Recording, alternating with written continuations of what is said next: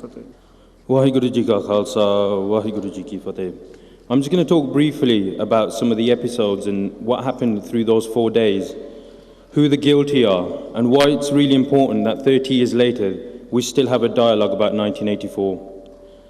As already you've seen on some of the videos, and Mr. Suri from the CNN has already said, that once Indira Gandhi had been pronounced dead on 31st October 1984, two of the only media outlets that India had at the time, television and radio, Doordarshan TV and All India Radio, provocative slogans were being allowed to air to the whole nation.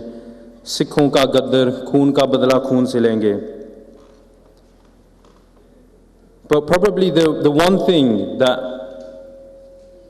sort of suggested that there was going to be a death warrant on Sikhs for the next 4 days in Delhi was when President Zail Singh, and I use the word Singh very loosely, when President Zail Singh arrived to pay respects to Indira Gandhi at hospital, his ambassador car was pelted and attacked by the mobs. At this point, if the President of India wasn't safe from the mobs because of his dastar and his dari, the question you really have to ask yourself is, who would be for the next 4 days? Rumors were spread to legitimize the death of Sikhs, to create a genocidal mindset, and to dehumanize us for the next 4 days. Rumors such as dead bodies of Hindus were coming from trains, coming on trains from Punjab. Sikhs had polluted the waters of Delhi to poison Hindus, and that Sikhs were distributing sweets at the death of Indira Gandhi. These rumors were spread rife.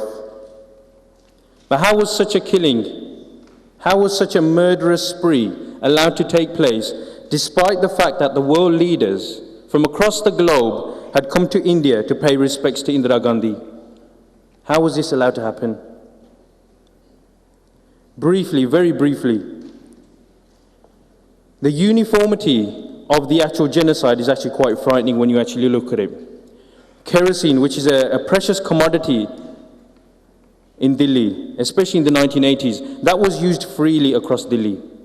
The same size iron rods were used by all the mobs.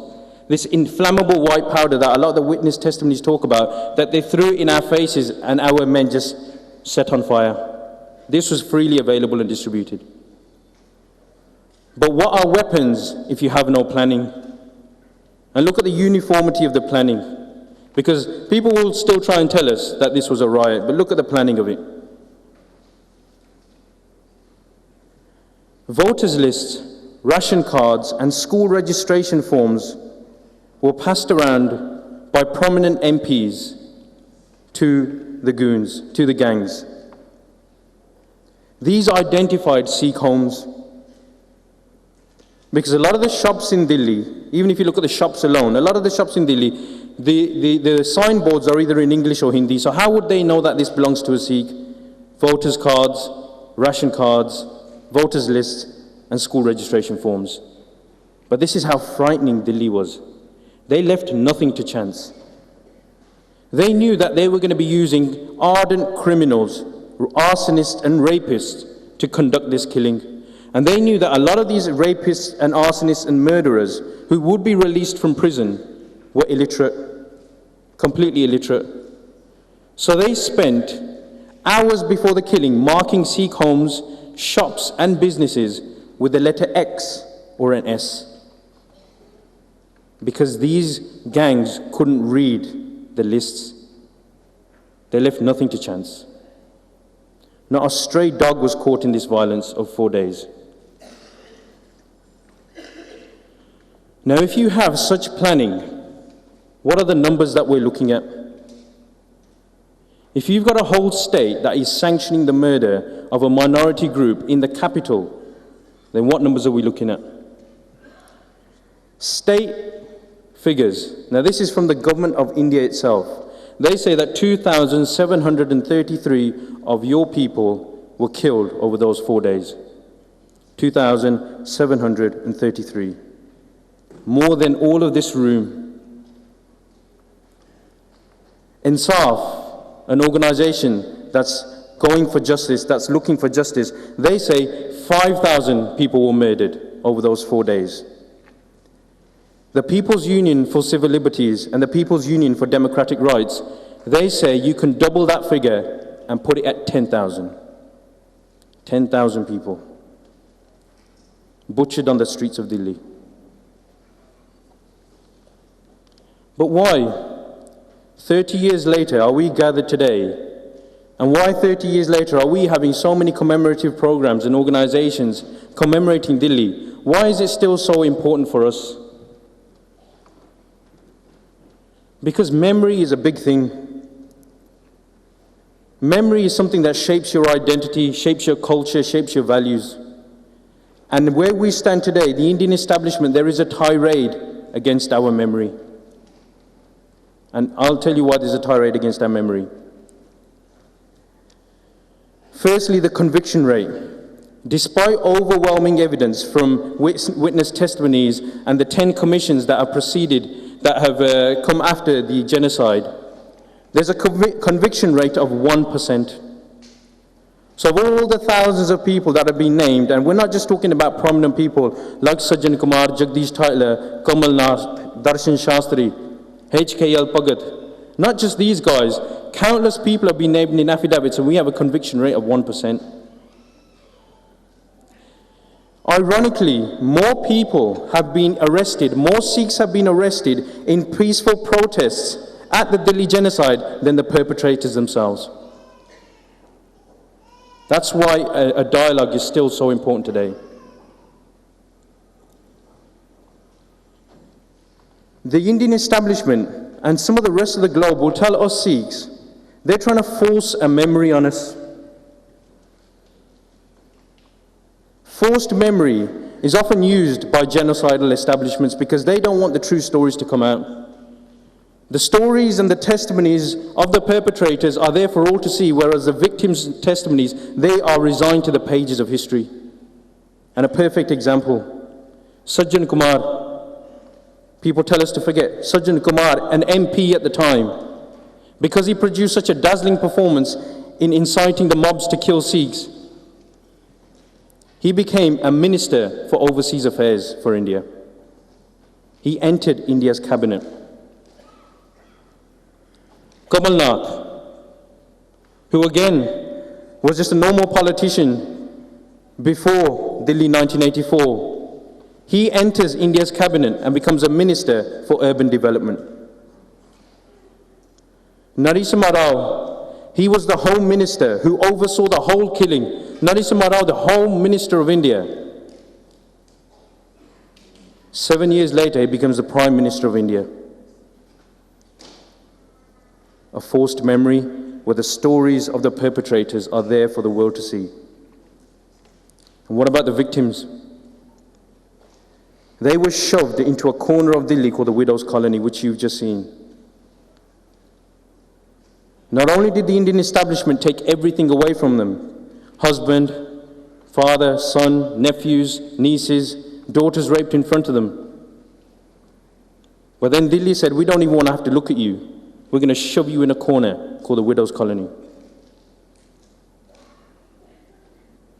These daughters of Guru Gobind Singh today, as we sit here, are living in squalor and abject poverty. Their children are suffering from chronic drug use because they can't get jobs and they've got no one to provide for them. They've even been told by Sheila Dixit that although we told you you can live in the Widows' Colony for free, with all the mental and physical trauma for the rest of your life, in fact now you have to pay us.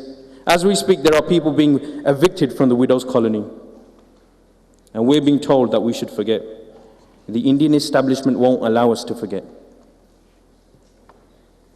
Even Narendra Modi, people say this is party politics, this was the Congress doing this to the Sikhs. Well, the BJP have just come in power. And all Narendra Modi has offered is 5 lakh rupees to each victim. Those victims are saying, we don't want your money. Just give us 1 member back and we'll be happy. Out of the 25 members that some people have lost, just give me 1 back. This 5 lakh rupees, all it's done is extend the culture of impunity. We'll give you money, but we'll do nothing about the people who've done this to you. and then we're asked to forget. So this is why a dialogue is really important for us 30 years later. And it can't be brushed under the carpet, and we can't have a forced memory enforced on us. And we all have different views about what the solution is. We all do. Some of our politics is different. Some of our Sikhi is different.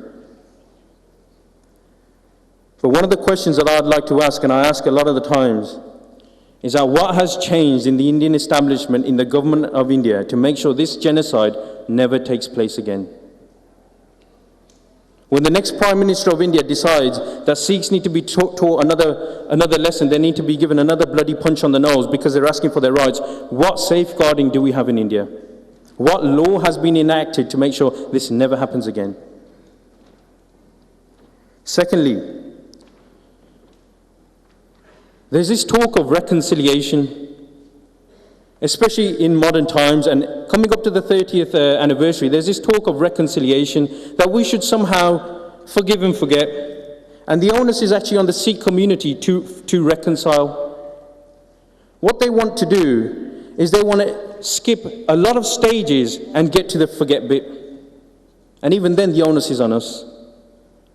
Without any identification of the culprits, without any judicial verdict of guilt against them, without any punishment, without any rehabilitation of the victims, without any reconstruction of their lives, they want to go straight to reconciliation, forgive and forget.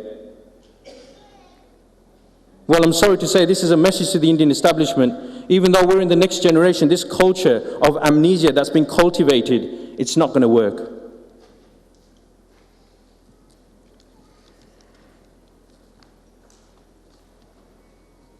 Thirdly, was this an isolated incident? Was this an isolated incident? Although 4,000, 5,000, 10,000 people perished, in fact, if you look across India, just 2 years ago they found a mass grave in Haryana. So these killings weren't just restricted to the locality of Delhi, they were across India. And then you had the forced disappearances, the extrajudicial killings, and the fake encounters which wiped out a whole generation in Punjab thereafter. People who would have been parents today, we've lost a whole generation of them. So ultimately, even though we can't forget, the message that we have to get out, even to our own people, is that the past needs to be confronted and not destroyed. And although we need the help of the international community to get justice, to get this defined as a genocide, ultimately, we need a Jaswant Singh Khalda. We need a Sukha and Jinda. And I'm afraid the international community can't help you with those. That's the job of the Khalsa. Waheguru Ji Ka Khalsa, Waheguru Ji Ki Fateh.